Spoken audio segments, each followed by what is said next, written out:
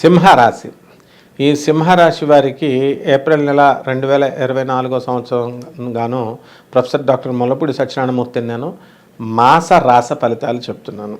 మనకి ఈ సింహరాశి వాళ్ళు చాలా డిసప్పాయింటెడ్గా ఉంటున్నారనమాట.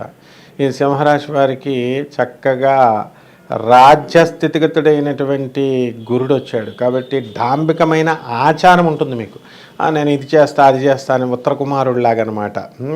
కాబట్టి తీరా రంగంలోకి వచ్చేసరికి ఉత్తర కుమారుడు బాబోయ్ ఎంత సైన్యం ఉందా అని పారిపోతాడు. అర్జునుడు చక్కగా తీసుకొచ్చి యుద్ధం చేసి ఆయన్ని గెలిపించుతాడు.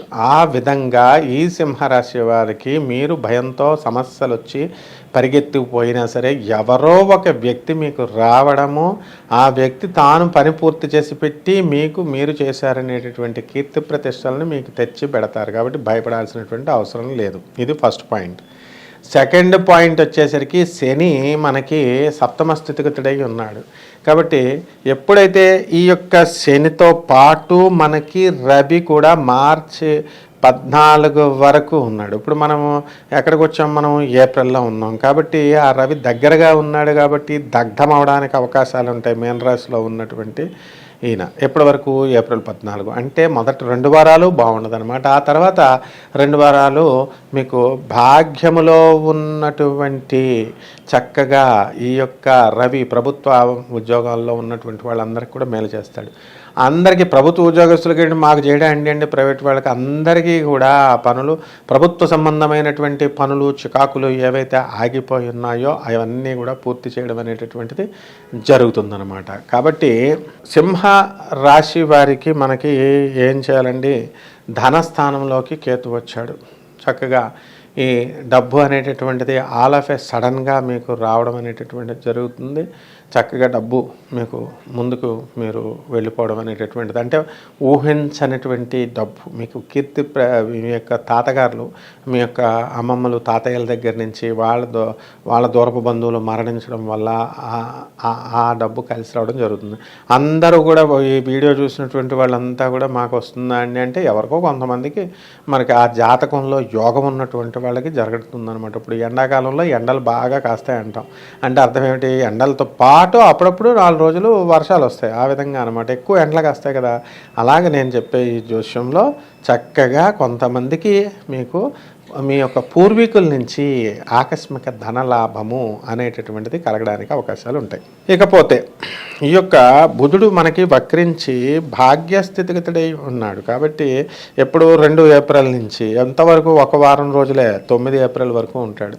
అప్పుడు మీకు వ్యాపారాలన్నీ కూడా లాభం పొందుతారు. బుద్ధి వికసిస్తుంది విద్యార్థులందరికీ కూడా.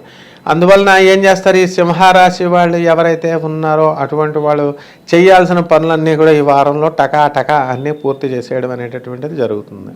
మరి ఆ తర్వాత ఏమవుతుందండి అంటే 9 ఏప్రిల్ తర్వాత అష్టమ స్థితిగతుడైనటువంటి ఈ యొక్క రవి ఏం చేస్తాడు? మీకు సకల కష్టాలని, అష్టమ స్థితిగతుడైనటువంటి బుధుడు వక్రించి ఉంటాడు. కాబట్టి మనకి వ్యాపారాల్లో లాసు, తర్వాత బుద్ధి మందగించడము, ఇలాంటివన్నీ కూడా మనకి జరగడానికి అవకాశాలు ఉంటాయి. కాబట్టి ఈ విధంగా ఈ యొక్క విద్యార్థులు మరి నేను ఎంత చదివేస్తా అంత చదివేశాను, నైట్ అంతా ప్రిపేర్ అయిపోయాను, ఇలాంటి ప్రగల్భాలు ఎక్కువ చెప్పడం అనేటటువంటివి జరుగుతారనమాట. కాబట్టి మనకి ఈ యొక్క ఈ సింహరాశి వాళ్ళకి ఏంటంటే మార్కులు రావడం జరుగుతుంది కానీ కోతలు ఎక్కువ ఉంటాయి. అలాగే దాన ధర్మ కార్యక్రమాలు కూడా మీరు చేయడం అనేటటువంటిది జరుగుతుంది కానీ కొంచెం చెప్పుకోవడం అనేటటువంటిది ఎక్కువ ఉంటుందన్నమాట. ఇది సింహరాశి వాళ్ళకు ఉన్నటువంటి మొట్టమొదటి మైనస్ పాయింట్ చాలామందికి. కాబట్టి ఇదొకటి మనం కరెక్ట్ చేసుకుంటే సరిపోతుంది.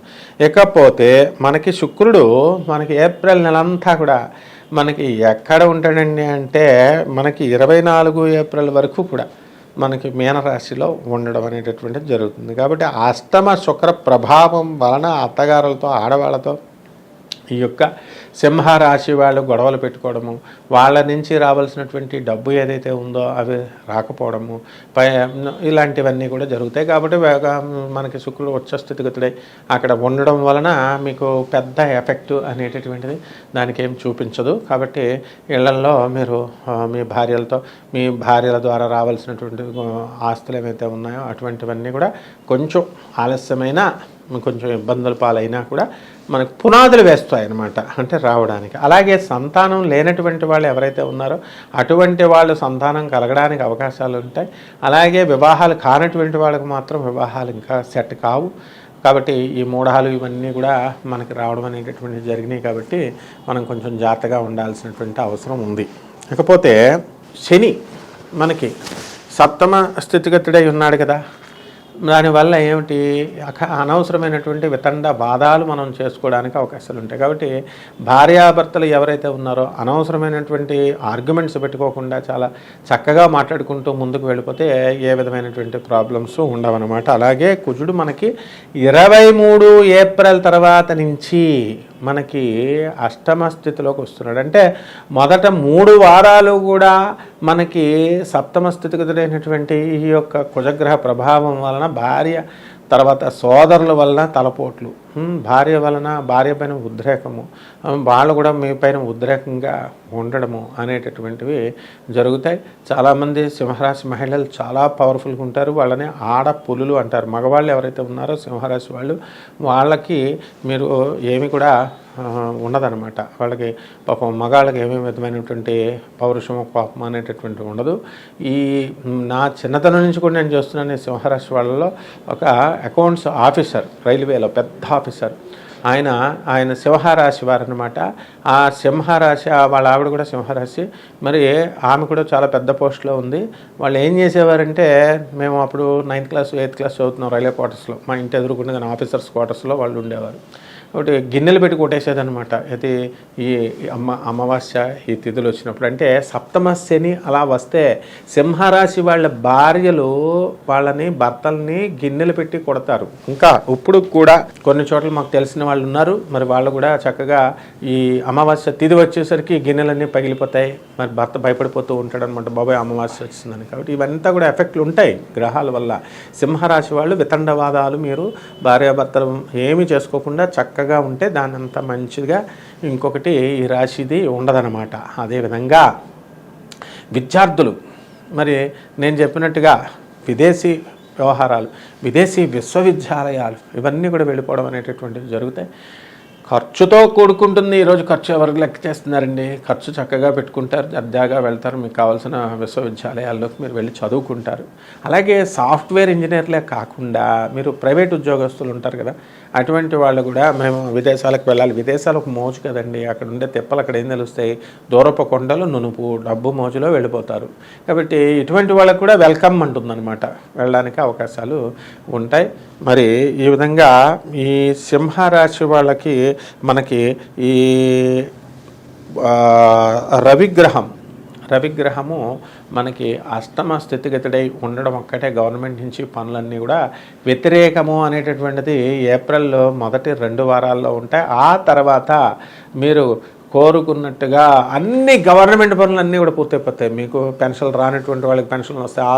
All one life settlement, one time settlement అవ్వాల్సినటువంటి వాళ్ళు వన్ టైం సెటిల్మెంట్లు, ఇలాగన్నీ కూడా మీకు పనులన్నీ కూడా చకా అనేటటువంటివి పూర్తి అయిపోవడం అనేది జరుగుతాయి. ఇకపోతే మనకి రెమెడీస్ దగ్గరికి వచ్చేసరికి శని జపం చేసుకోండి, శని స్తోత్రాలు చదువుకోండి, శని కిలోంపావు నల్ల నువ్వులు నల్లని వస్త్రాన్ని పేద బ్రాహ్మణులకి దానం చేయండి. శనివారం నాడు ఉదయం 8 గంటలకి దాన ధర్మాలు బాగా చేయాలా.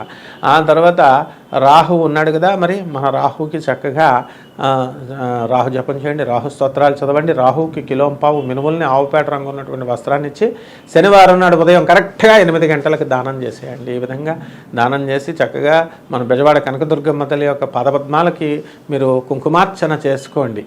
అలాగే మన శనీశ్వరుడు యొక్క ఫ్రెండ్స్ అయినటువంటి మరి శనీశ్వరుడు సాక్షాత్ పరమేశ్వరుడు అవతారం అని గుర్తుపెట్టుకోండి. అంతేగాని శని అంటే ఏదో అంటరాని వాడిగా మీరు భావిస్తే తోలు తీసేస్తాడు, అందులో మాత్రం డౌట్ లేదు. కాబట్టి శనివారం నాడు చక్కగా ఆంజనేయ స్వామి వారికి, వెంకటేశ్వర స్వామి వారికి ఆరాధన చేసుకోండి. అలాగే నవగ్రహాల చుట్టూ ప్రదక్షిణ చేసుకుంటూ శని పైన చక్కగా మీరు తైలాభిషేకాన్ని చేయండి. అలాగే వాళ్ళు చెప్పారు వీళ్ళు చెప్పారని కాకుండా ఏ కాళ్ళు కడుక్కోవాల్సినటువంటి అవసరం లేదు.